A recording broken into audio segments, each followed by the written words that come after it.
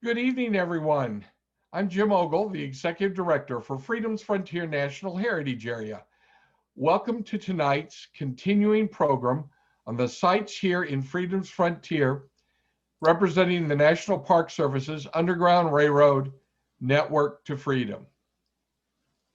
Tonight, we return to visit the story of one of the most consequential places in our country. It's a place that changed the course of the Civil War and civil rights in our country. And it's a place where the first African American soldiers wearing the Union blue went into battle with Confederate soldiers. This special place is the Battle of Island Mound State Historic Site near Butler in Bates County, Missouri. Before we begin, I've got a couple of housekeeping items for you as attendees. As you watch the presentation tonight, you may find that a question or two comes to mind. And our guests tonight are happy to answer your questions. We'll welcome those questions later in the program. But once you have that question on your mind, you don't have to wait to ask it. There is a question and answer button at the bottom of your screen. Click on it and feel free to type a question. We'll ask that question to people later in our program, and I'll be happy to add it for you. You can also ask your question on your own if you would like to electronically raise your hand, which is another button at the bottom of your screen. To do so, you'll just raise your hand. I'll introduce you and open both your audio and, if you turn on your camera, your video, so that you can ask your question.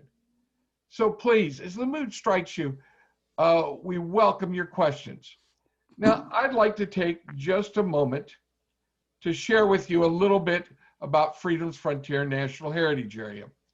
We're excited to be a part of the National Underground Railroad Network to Freedom celebration this month.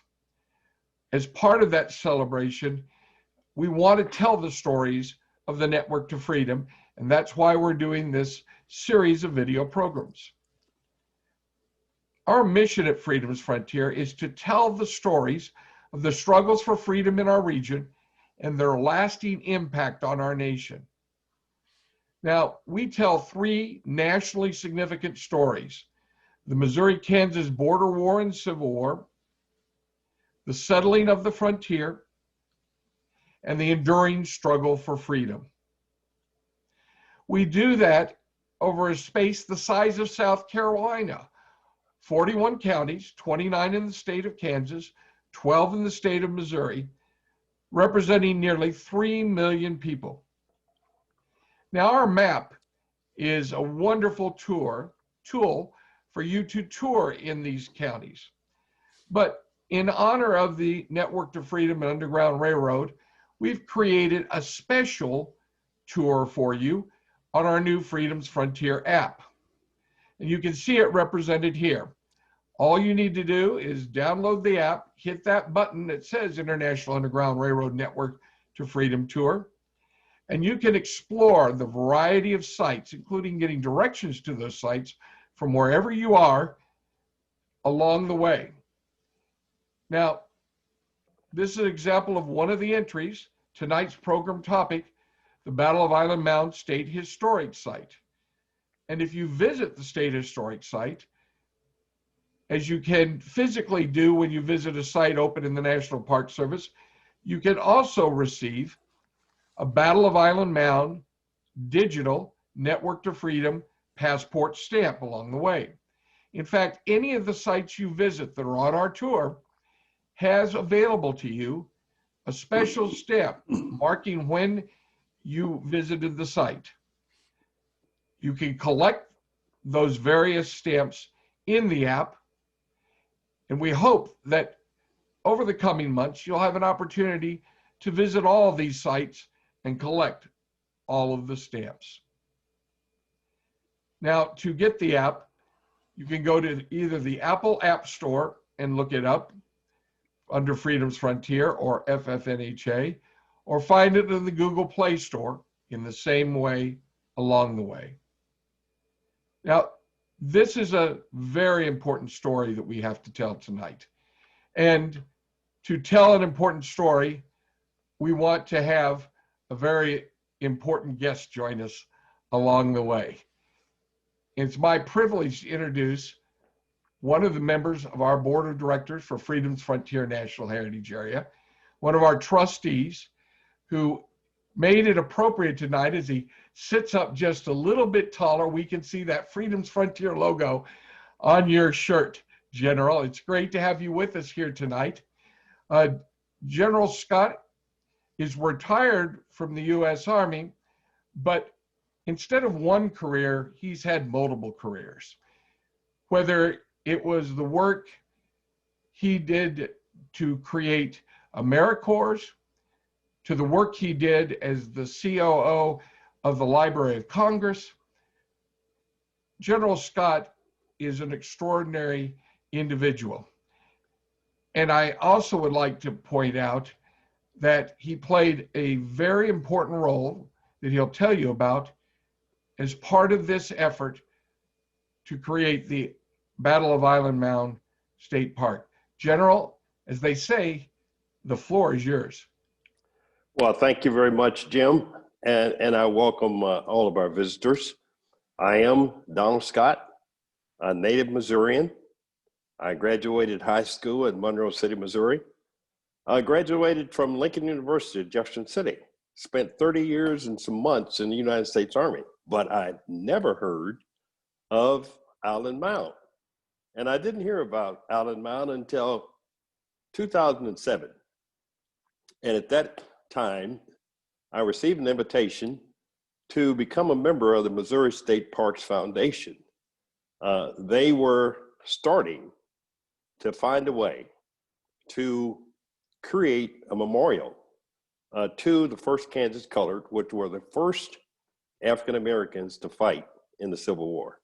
Now, after having spent all that time in the military, studying all that history about Civil Wars, I had never heard. And so, after all my questions, I was reassured that local historians and some national historians had fully documented that this battle did take place. And so I'm very pleased that 2007, I did join the board. We worked very diligently, and I give a lot of credit to the leaders and members of the Missouri Parks Foundation, because by 2012, we had worked diligently with the Department of Natural Resources and the Missouri State Parks to clearly identify the land that the battle actually took place. They got the governor to sign that made Island Mound a Missouri National Historic Site. And so for that, I'm very pleased. Now, since the opening of that site, we've had hundreds of teachers from all across the United States under the auspices of the University of Missouri at Kansas City to come and visit the site, to see the film, the rehearsal, or to see the reenactment that you're going to see a little bit later on. And from feedback from those teachers, we have been informed that it's information that really helps them to better explain all of the different actions that took place, not only in the South, but also in the borders between Kansas and Missouri. And for those who might be concerned about documenting, is this documented? Yes, it's documented. There's a noted author by the name of N. Michael Spurgeon, who wrote Soldiers of Freedom, first Kansas Colored to fight in the Civil War. And so as you look at these reenactors, just be assured that it's well documented. Be assured that it's actually taken place on part of the land that the original battle took place in Bates County near Butler, Missouri. I know that you will enjoy what you see. It will give you some additional insights about the war. And now I would ask Jim Ogle, please allow our visitors to see the reenactment of Island Mound.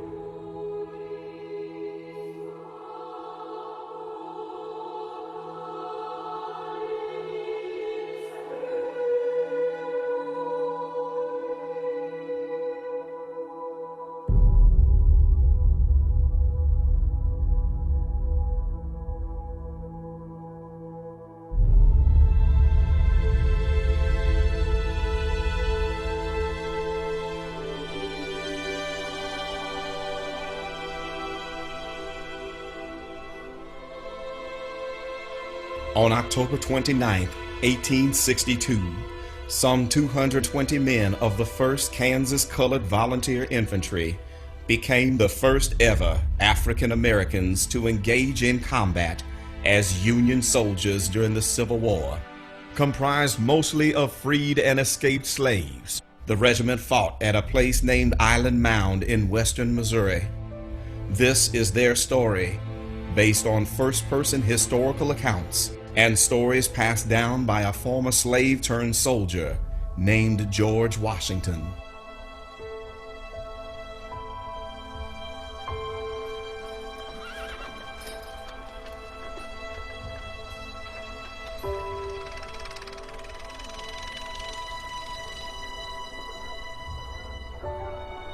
It was January 62 when I run.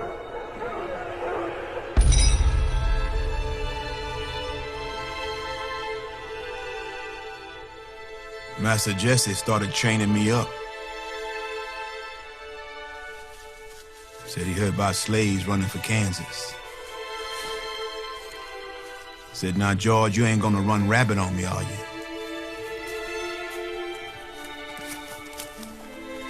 Got to be all I could think about.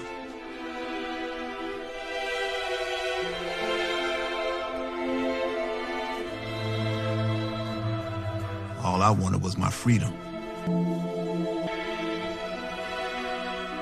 Was waiting for me right over the Missouri.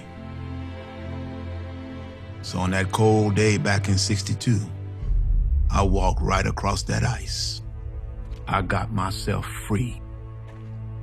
That's starting to be a long time ago, James. Going on 30 to 35 years ago, I guess. What was you gonna do over there? Did you know anybody in Kansas? Not a soul. You hear about some nice white folks, abolitionists, hated slavery. They might help you if you was lucky. Some of them was crossing over into Missouri, raiding farms, freeing us sometime, just taking us sometime. Some of them even killed slave owners sometime. They burned whole towns. 10 years for the war out east, they fighting each other like that. But them abolitionists helped a whole lot of us get our freedom. What'd you do when you got across? Got me a job, good one. Working the riverboat landing in Quindaro. Started hearing about the 1st Kansas around August, I think. They was raising regiments of Negro soldiers to help fight the Missouri Rebs, bushwhackers. Some of them owners we run away from was sneaking over here, snatching us right out of our freedom back into the Missouri fields. We were nothing but property to them, just like a dog that done run off. But if a colored man joined that Kansas Army, the Army put your name on the line and you put your mark by it. You thought, ain't nobody touch you no more. So I made it to Fort Leavenworth and put my mark by my name. I was a 1st Kansas Colored Volunteer soldier. Long way from them shackles and rags.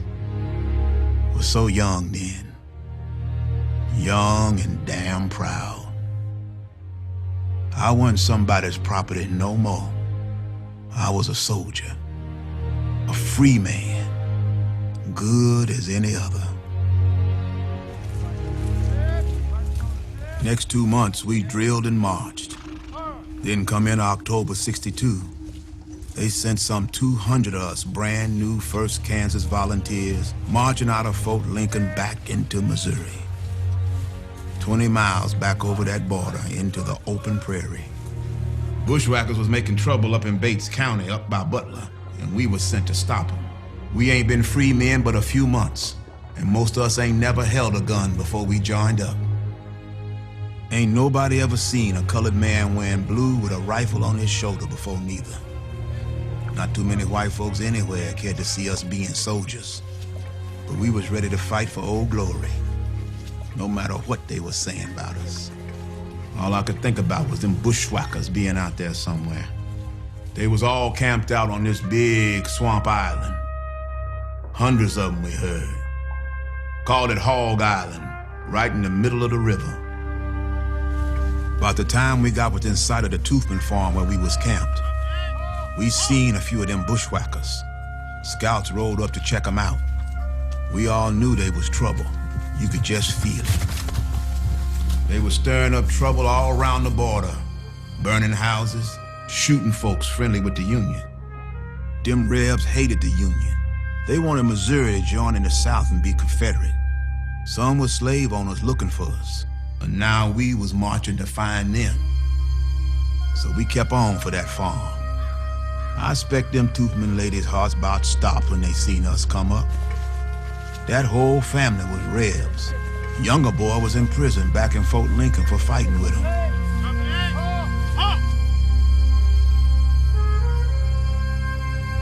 An army of colored Union soldiers. Only colored man they ever saw maybe was a slave. And we was gonna take over that house.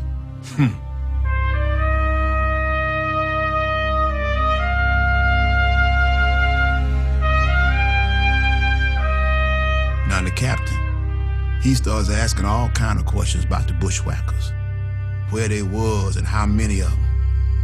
Well, my blood about turned to ice when that lady said there'd be 700 rebel horsemen out there on Hog Island, just a couple of miles over them hills.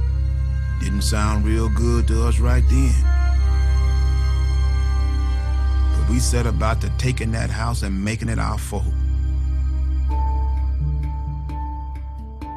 Whole time I be thinking, maybe she just lying, trying to scare us off or something. Ain't no 700 horsemen out there, shoot. But some other folks around there said the same thing. We knew we was outnumbered bad. Ain't no doubt over that. We raised the flag out front and let them Rebs know this was a Union camp of free men. Started calling it Fort Africa. Fort Africa. Not too many white folks at the time thought we could walk in a line or shoot a gun when we was ordered. Thought we'd just run off in the heat of the battle. But we was young, and we had something to prove. Were y'all scared about them Rebs out there? Sure we was. Be a fool not to be. I think that first night it started sinking in. We didn't know what we was in for, but we knew we was there for a fight. We was feeling that. We never seen no war before. We just got our freedom, earned it hard, and we was gonna risk everything. We was fighting for the Union and against slavery. They told us them Rebs ain't gonna take no prisoners, and you sure didn't want to be taken back to your master after running and taking up arms. We knew we was outnumbered by whatever was lurking out there. We knew we could die, but we was never going back into slavery. Did the Rebs come after you? That second morning we was there, that's when things turned.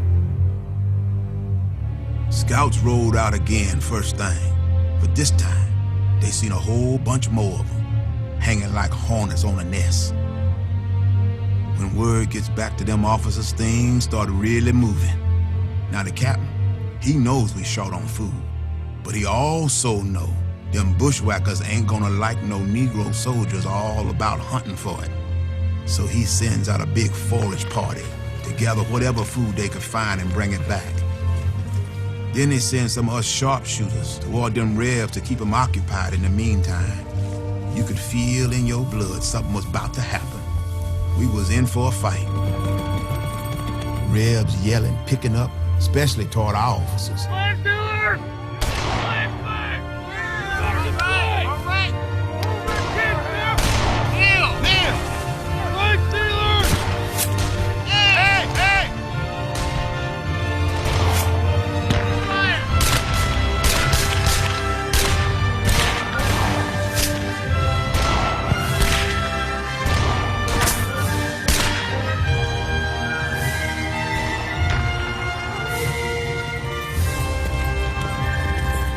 Them revolvers wasn't much of a match at 300 yards. But we showed them Rebs something they never expected. We chased them a couple of more miles back, emptied a few more saddles on the way.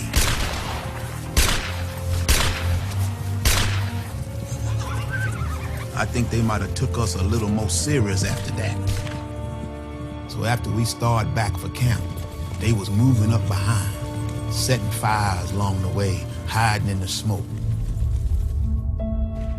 Time we took lunch that afternoon at Fort Africa, you couldn't see your hand in front of your face, there was so much smoke. We was getting real nervous again, especially the captain. So he sends this Cherokee scout named John Sixkiller and some other men that was his slaves before they joined up. He sends them out there to see what's brewing. Started hearing shooting, so Captain sends us out, Company F, to bring them back in. After we met up with them, we was already a couple of miles out from camp. None of us liked being out in the middle of that open prairie right then. We felt like we was being watched. Like there's eyes on you, out in the trees, watching your every step. Then we heard them.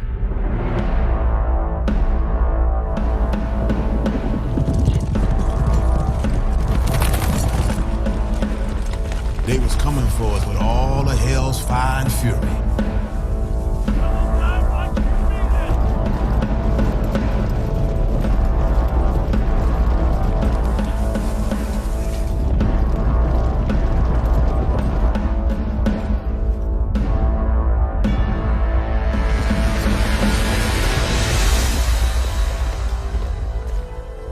All I could think of was getting over the top of that hill. Thought maybe our boys would be over there other side, might save us. Next thing I heard, I can still hear clear to this day. Lieutenant yells out, "Halt!" Form ranks. Aim. And your whole life comes down to that moment.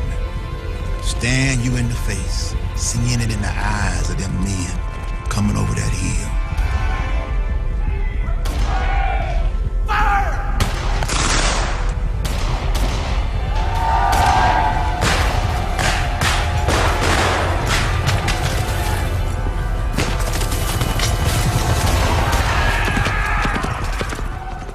We lost some good men right then and there. Right next to you 1 minute, then gone the next. Lieutenant Gardner, he'd been shot twice and was crawling for his life, just trying to get away. But them bushwhackers, they sure had it out for them officers. They hated him worse than us, maybe. Done Captain Crew the same way. Shot him and he just kept getting up. Finally shot him dead. But we took care of our own. Guess that man that shot the lieutenant never got to find out he didn't kill him. Old Gardner managed to stay alive. You was lucky to get more than one shot off. Sitting ducks out there with them rifles.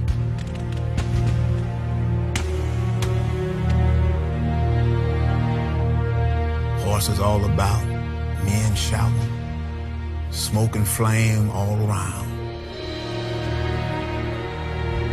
Had to use your bare hands to fight. Bayonets, anything you could find. Wasn't sure whether the blood was theirs or mine. We was all over them once we pulled off them horses. They shot Sergeant Lowry. Told him just give it up. He answered that red. They kept coming at him, one after the next. And he just kept fighting.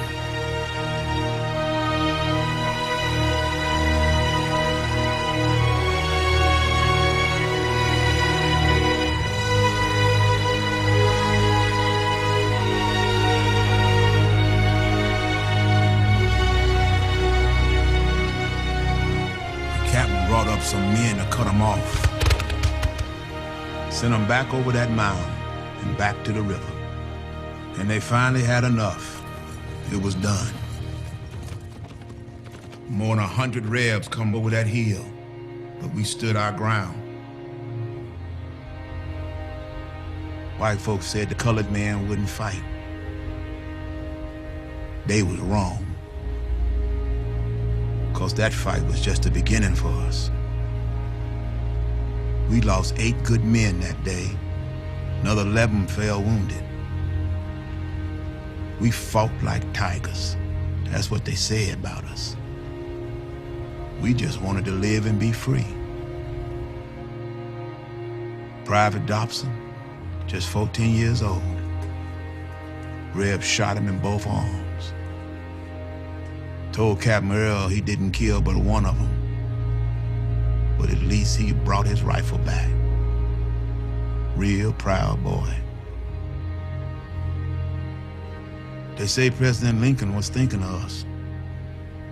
What we done that day at Island Mound when he signed the Emancipation Proclamation and when he let colored men in the army, when he let us fight in that war. We may even have helped win it. A lot of them boys in the 1st Kansas wouldn't live to see the end of that war. But something sure changed that day at Island Mound. We showed who we was. Showed we was worth something. We was men. We was free. And we was never going back.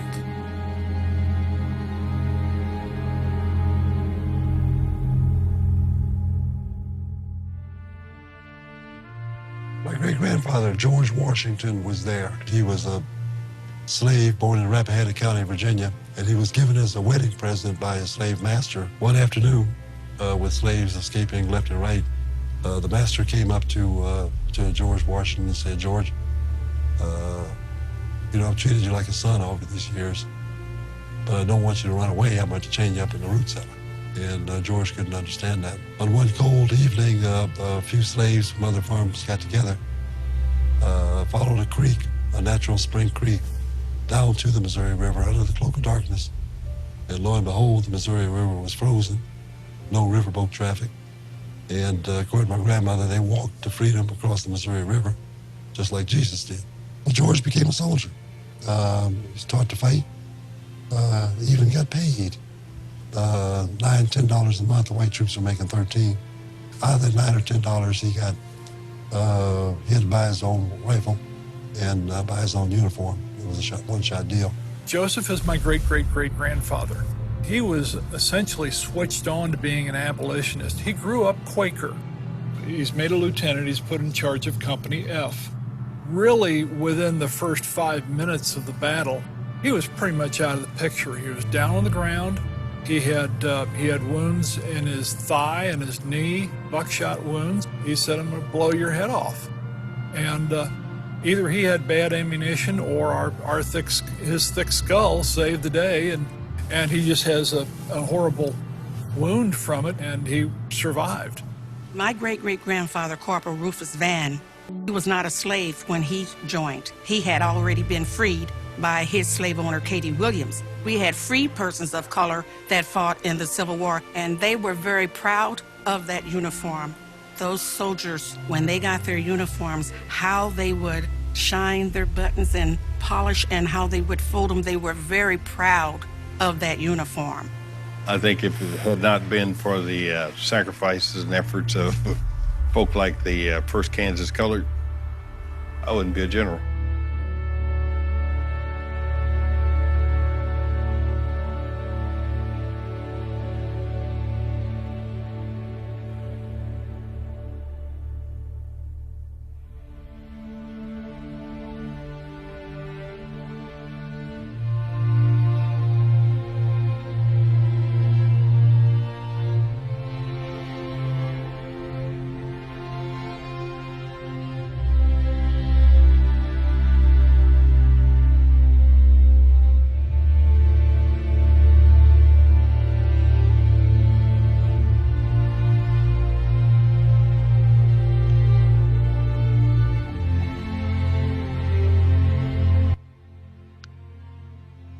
General, it is truly an extraordinary story, is it not?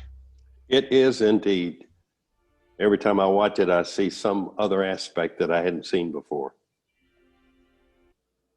As you look back on the Battle of Island Mound, as you said about your career and how it influenced you 100 years later, could you add to that insight that you had in the film?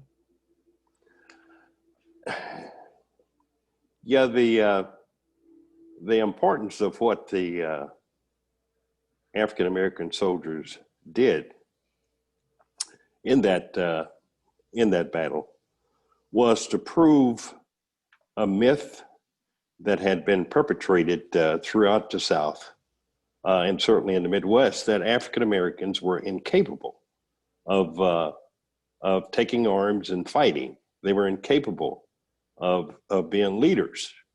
And even though that was a small battle, it was indeed a battle that demonstrated that those soldiers were so proud to have the opportunity to wear the uniform of the United States of America, that they were willing to give their life. And as you might recall from one of the enactors, that when they made their mark on that paper, the United States Army gave them full assurance that they would back them up. And so the importance of that was to carry the African American soldier though reluctantly, into the First World War and into the Second World War. Had it not been for that beginning, then I doubt seriously that we would have gotten to the point where we had Black officers in charge of the 99th Pursuit Squadron and later on up to the ranks. I think it's an excellent portrayal of the importance of freedom to not only to the African Americans, but to the American notion that all are created equal and endowed by their Creator with those inalienable rights of life, to liberty, and the pursuit of happiness. Thank you, General. I want to add to our program now Jim Rehard from Missouri State Parks. Jim, in many ways, has been your compatriot and partner in this effort. I believe I first learned about Island Mound from you when I was first introduced to you, Jim. It's so good to have you with us tonight. And could you share with us a little bit about the journey of this particular site and how it has been an important addition to Missouri Parks? Be glad to, Jim, and thank you for getting this all together. I really admire your position there with Freedom's Frontier, and you've done a tremendous job bringing all of our counties together and our historic sites. And I want to thank General Don Scott. He always does such an outstanding job whenever we have a speaking engagement about the battle. He's been so supportive in the initial outlay and efforts to get this, and he's continued on for 14, 15 years now, I believe.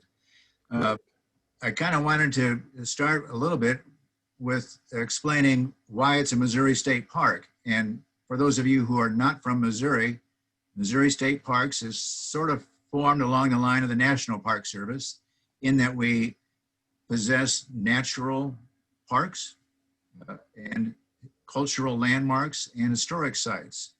Missouri State Parks has both, and we have Battle of Island Mound joins 4 other Civil War sites in Missouri: the Battle of Athens, Battle of Lexington, Battle of Carthage, and Battle of Pilot Knob.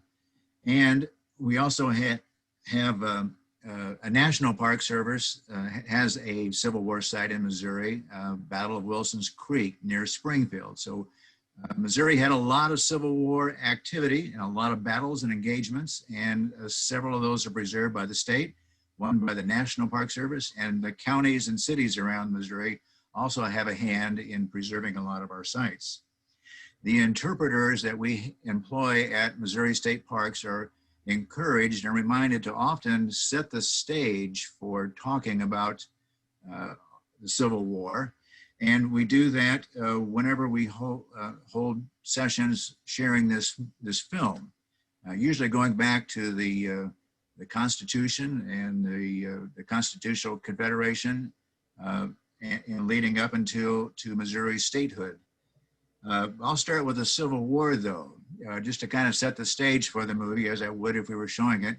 1860, Abraham Lincoln's elected in November, and South Carolina secedes in December. Mississippi, Florida, Alabama, Georgia, Louisiana, Texas leave in January and February 1861. This is before Lincoln becomes president. March 1861, Lincoln is inaugurated. The Confederate States are formed, and 8 days after Lincoln's inauguration, Alexander Stephens, the Vice President of the Confederacy, delivers his cornerstone speech, which is published and defines the reason for secession. Quote, "Our new government is founded, its foundations are laid, its cornerstone rests upon the great truth that the Negro is not equal to the white man, that slavery, subordination to the superior race, is his natural and normal condition." That was March 12, 1861, and states that secede have similar phrasing in their departure declarations. Also in March 1861, here in Missouri, a convention is held, and they determined that there's really no benefit for Missouri to depart from the Union.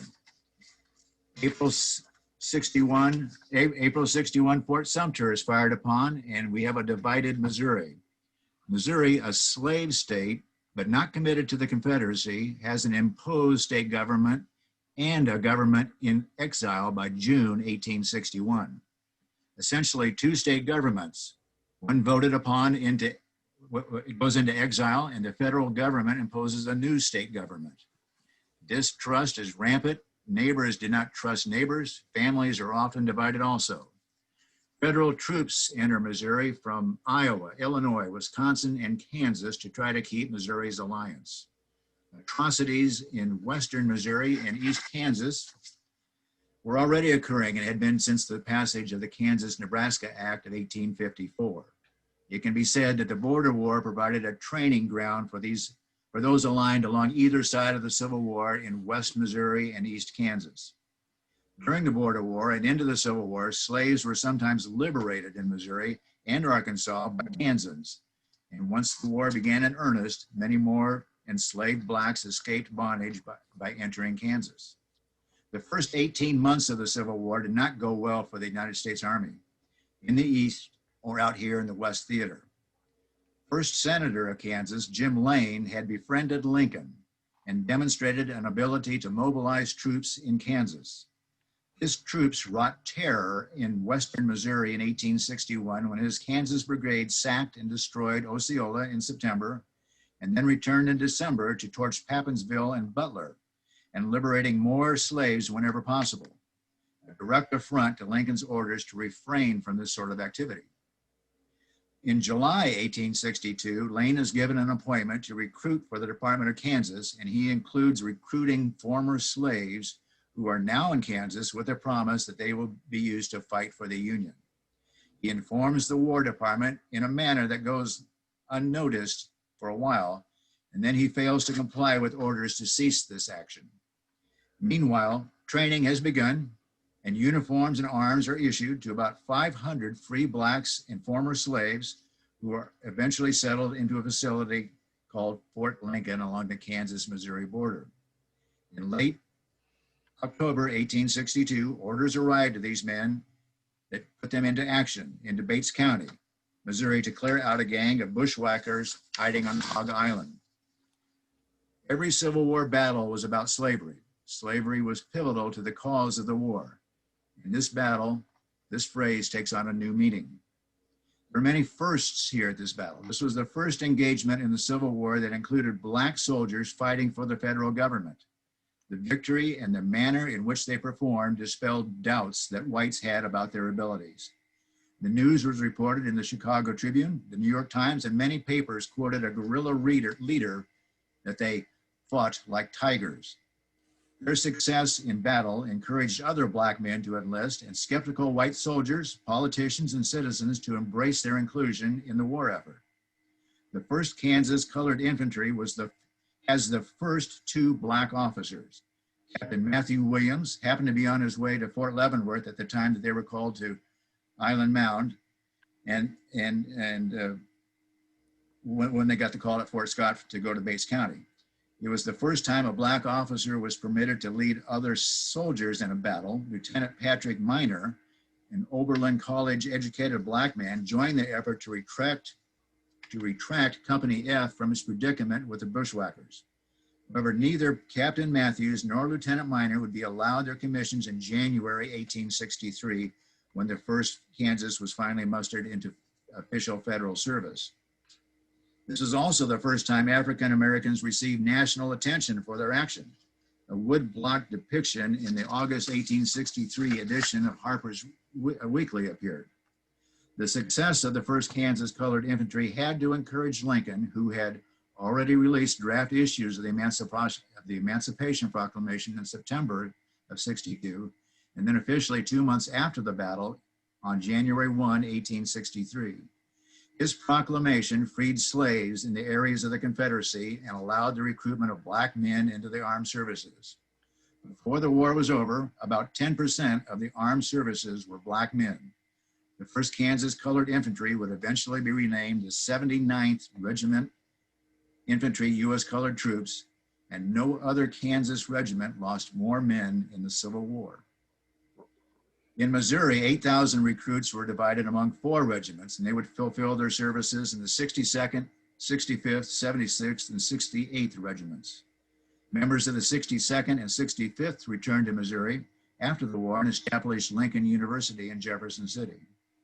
Bringing this historic site to attention was partly due to a local person in Bates County, Chris Tabor, who took an interest in this story while in graduate school at the University of Missouri in Kansas City. His interest led to a fine booklet, and together with a local church group, the Amen Society in Butler, Missouri, efforts were made to raise funds for a statue on the Bates County Courthouse grounds of the 1st Kansas Colored Soldier. These actions drew more attention in Missouri, being recognized as the first place in the nation where African Americans faced the Confederacy, and would lead to the state of Missouri purchasing a portion of the Toothman Farm and dedicating our newest state historic site in 2012 on the 150th anniversary of the battle. Battle of Island Mound was accepted for inclusion into the National Park Service's National Underground Railroad Network for Freedom in 2013 and is associated with the National Park Service's Freedom Frontier National Heritage Area. Preparations for opening the Battle of Island Mound included a lot of archival research and archaeological investigations. The Toothman Farm was 80 acres, but where on the farm was the farmhouse or any other structures? After the battle, we know that 7 men were buried north of the farm, and we are uncertain if that meant north of the farmhouse or some other structure or north of the 80-acre property line. In order to prepare for visitation to the site, Missouri State Park staff needed to know where to build a parking lot, shelter house, interpretive kiosk, and such. After archaeological studies confirmed that there were no graves and no structures built in certain areas, these were selected for the development of our basic visitor services. Today, there's a parking lot, restrooms, interpretive kiosk, shelter house, a 7/10 of a mile long courage trail with interpretive panels. We have returned the fields to native grasses and forbs that were set afire during the battle. Since opening, we have held triennial battle commemorative events in 2015 and 2018. The next should be in 2021. We've held natural history hikes, and visitors are always welcome. In nearby Butler, Missouri, you can visit the Bates County Museum and view exhibits and talk to the staff there about Island Mound and about other aspects of Bates County history. To help get the word out about the significance of the site, Missouri State Parks engaged Brant Hedfield Motion Path Productions to produce what would become an award-winning 22-minute documentary movie that we just watched. It was awarded 2 regional Emmy Awards, Best Historical Documentary and Best Cinematography. We have traveled the state showing it in theaters, libraries, high school auditoriums, university campuses, historic sites, and museums. The movie is available free to any public school in Missouri and is now available on our Missouri State Park Battle of Island Mound website. Since opening Battle of Island Mound State Historic Site, several books have been published that have helped researchers find out more about the significance of the site. Most notably, the book that General Scott mentions by Ian Michael Spurgeon, Soldiers in the Army of Freedom, who you may have heard he had a broadcast earlier this month. Additionally, the Alexander Madison chapter of the Kansas City Area Buffalo Soldiers 9th and 10th Cavalry Association have embraced the site and have joined us at various events, and they have also organized a speakers bureau and are available to travel to share the story of Island Mound and of the Buffalo Soldiers. Island Mound has been part of 2 National Endowment of Humanities Teachers Workshops organized by Professor Diane Beauty Burke of the University of Missouri, Kansas City, and included high school teachers from all over the nation as part of her focus on the border wars. General Scott also shared his perspective on the battles with those teachers on these occasions. The Battle of Island Mound is associated with the Underground Railroad Network, as many soldiers who formed the 1st Kansas Colored Infantry were former Missouri enslaved men who had escaped into Kansas and freedom. The bravery shown by these men helped pave the way for the acceptance of African Americans into the U.S. Army. By the end of the war, official records show 178,985 enlisted African Americans in black regiments. 37,300 lost their lives. 21 were awarded Congressional Medals of Honor. Please consider coming to the Battle of Island Mound. It's about 65 miles south of Kansas City and is open as a Missouri State Park. In 2019, we had 15,574 visitors come to the historic site. Come and get your digital passport stamped. Jim, thank you very much. We do appreciate it. In fact, we have a question from Mark Abel in the audience for you in particular. He has written that he has a vague memory of a diorama of the Battle of Island Mound at the Civil War exhibit in the state capitol a few years ago.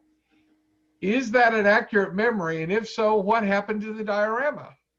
I used it as my wallpaper on my phone. I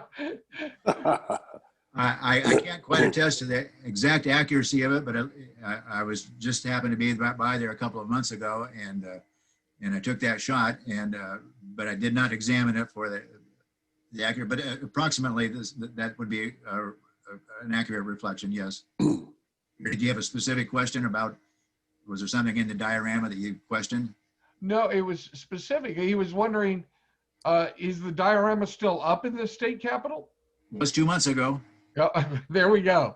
There we go, Mark.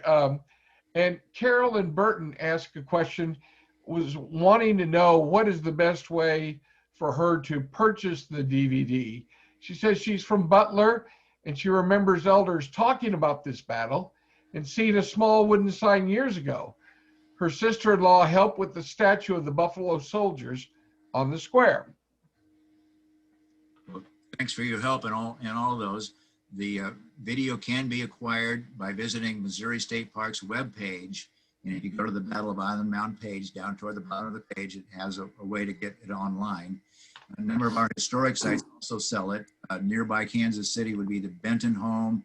Battle of Lexington sells it. I think it's sold also at Arrow Rock, and there may be some other locations. A couple places that did have it, I think, have sold out. And it's also available free for viewing on our website. You can go to our website, and then it links to a YouTube, and you can watch it like we're watching this. Thank you, Jim.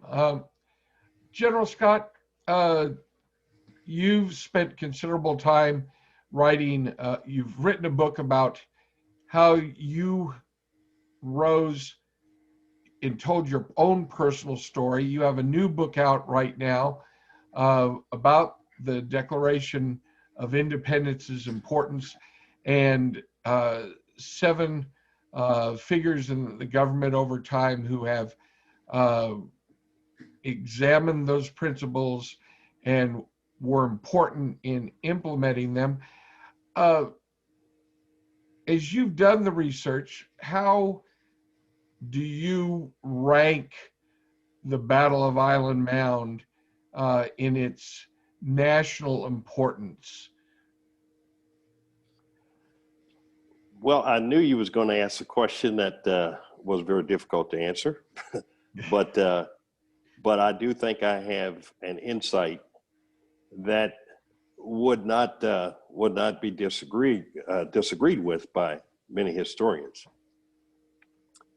You know, as Jim Rehard was given the cycle of events, President Lincoln had already decided that he wanted to issue a emancipation, and he was urged by his staff, his cabinet, not to do so because there had been no success on the battlefield, and this was in 1862.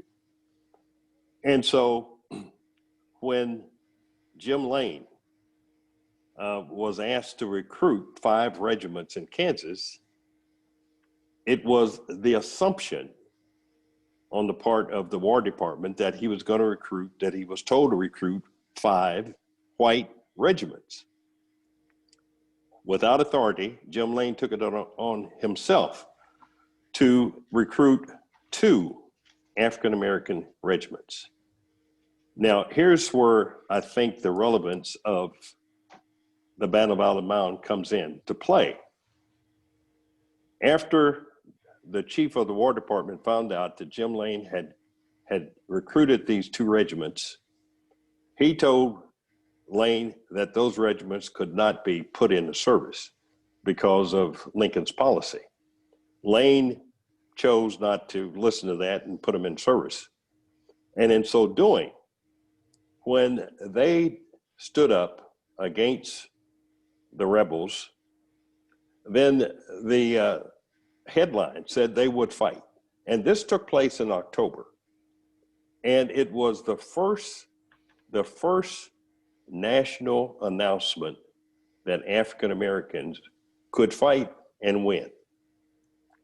And of course, we know that shortly thereafter, in early 1863, the first African American regiment was the 54th Massachusetts. It's got the big headlines. But I venture to say that had not the 1st Kansas demonstrated their courage and got national acclaim for it, I think that's the significance of this small battle way out in the middle of Kansas, Missouri, that really, I think, set the tone for African American participation, not only in the rest of the Civil War, but in all of the wars that followed. Let me end with this. Since the 1st Kansas Color was the first African American unit, Jim Lane is the one who decided that officers would be white. And he, of course, decided that because most of the African Americans could not read and couldn't write. But that formula lasted clean up until 1945, 1948, as a matter of fact. And the only exception was the 99th Pursuit Squadron. And so I think this battle has a long history of making policy that turned out in favor of not only African Americans, but the United States.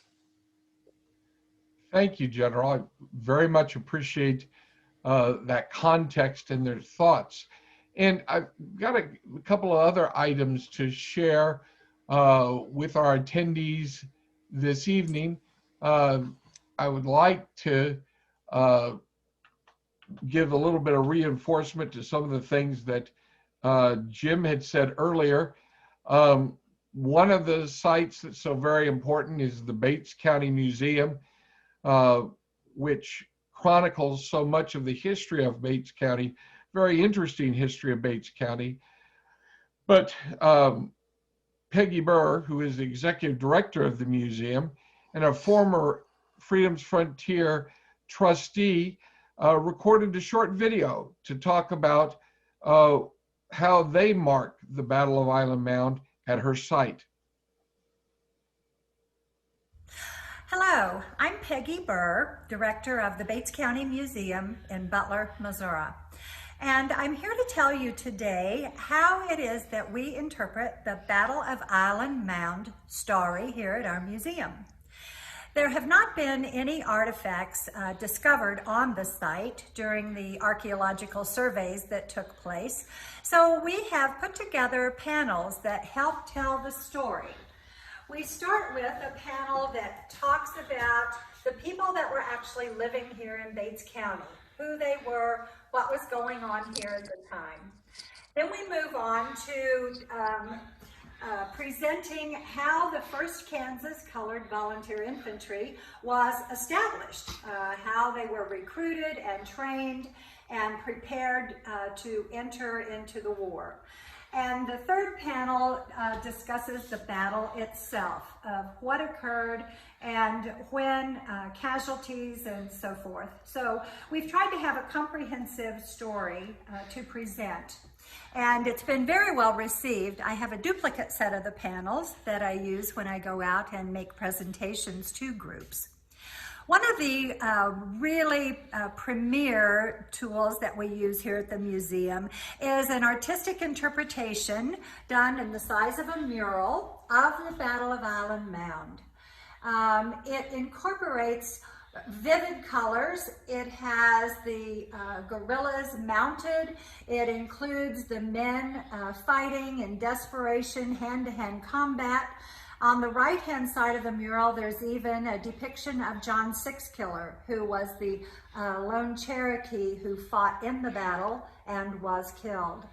In the background, you can see the orange and yellow flames, and that is true to form because there were fires set and they were to cause damage and smoke and create diversions. So these are the things that help us tell the story here at the battle, about the Battle of Island Mound, and we're just very proud to be able to include that story and the whole history of Bates County. Thank you.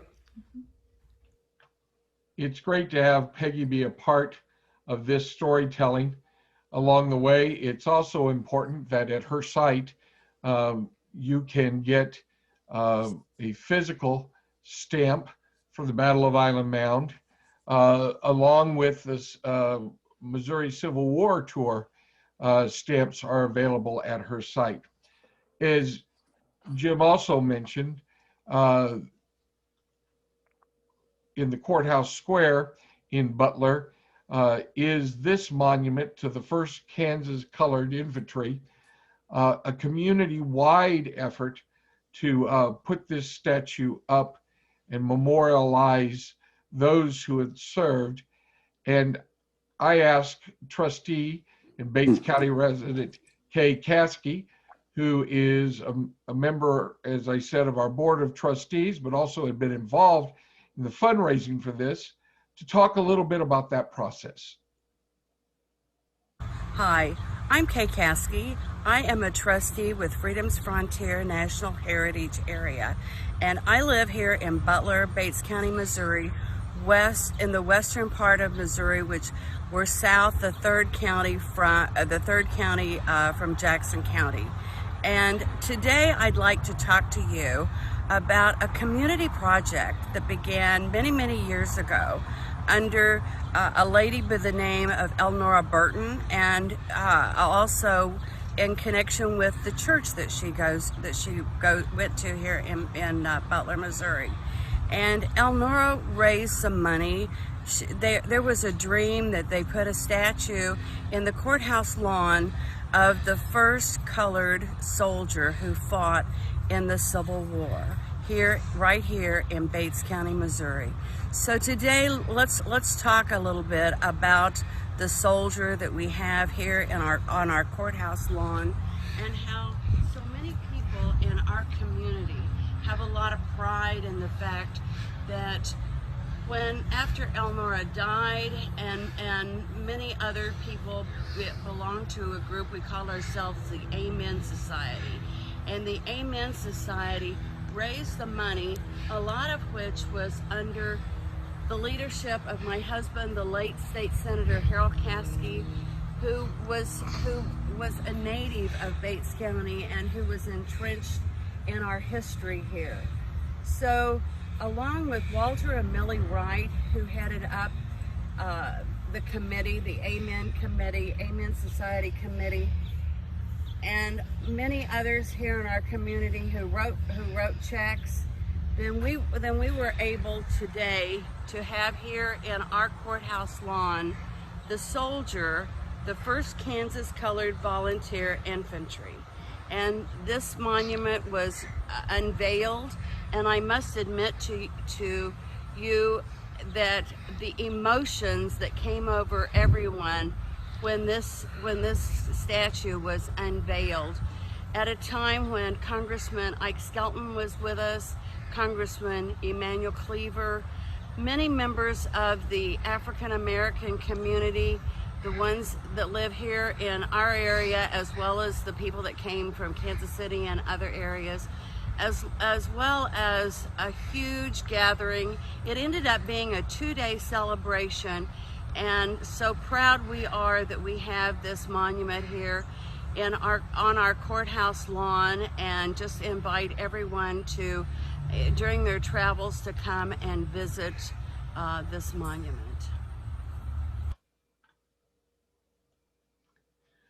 So we hope that you'll be able to visit sites like this that are part of the total experience of visiting the sites that are on the Underground Railroad Network to Freedom. A reminder that you can do so by downloading the Freedom's Frontier app and taking the tour. We outline a special tour of all the sites that you can visit on the Network to Freedom. As mentioned, the Battle of Island Mound site will allow you, if you visit, to not only experience and walk the trails, but by coming to the site, you'll automatically receive in your phone a digital passport stamp marking the date and time that you came to visit the Battle of Island Mound and got that keepsake. As you visit each of the sites, you'll gather more of those digital stamps. We hope that many of you will try to collect them all, because they tell you a remarkable story about the Network to Freedom and the efforts here in what was the Great American West at the time to be a part of the larger conflict that was shaping a nation. A reminder that you can download these in either the Apple App Store or the Google Play Store. I want to take one final moment to reach out to each of our participants and ask them if they have final thoughts they would like to share with us. And I'll start with General Scott. Well, I think this has been a marvelous program, and I want to thank Freedom's Frontier and you, Jim Ogle, and of course, Missouri Parks, and you, Jim Rehard. But I want to make what is an observation to many, but probably not spoken by few. And that is that if you'll notice, the participants on the program tonight, there's only one African American, and that's me. And the importance of this battle, all the work that was formulated was done by white Americans. And I say that because freedom and the Declaration of Independence was a document, was a vision that reached to the inner soul of human beings, those who were made in the image of our Creator. I say that because America works best when race is not the thing that characterizes honor, integrity, but deeds do. And so I am so thankful that this part of Missouri these organizations have kept the dream alive, and it is my hope and appeal and praise that we continue to reach out and make America the place that not only do we talk about one nation under God, indivisible, with liberty and justice for all, but when you look at our monuments, you see that. And so I'm thankful for Bates County, Butler, Caskey, and everybody else who is living the dream. Thank you all and have a good night. Thank you, General. And Jim, any final thoughts from you? That's very eloquently put, General Scott. And I'm always very proud to show this film. The reaction I get, especially from African Americans who view it, thank us as well. And it provides a positive thing that African Americans have taken it upon themselves to take an action to do something about slavery and to react. And their enlistment in the war had quite a consequence. And hopefully the nation can move forward through this period, and we have some more resolve. We've got a long way to go, I believe, but hopefully we're just on our way, maybe. Thank you, Jim.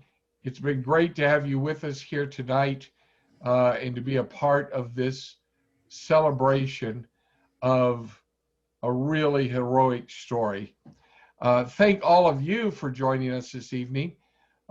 Freedom's Frontiers, happy and proud to be able to share these stories, and we hope you will continue to be a part of visiting and attending programs like this so that you can learn out more about the enduring struggle for freedom in the border and Civil War. Thank you for being with us this evening. Take care and have a good evening.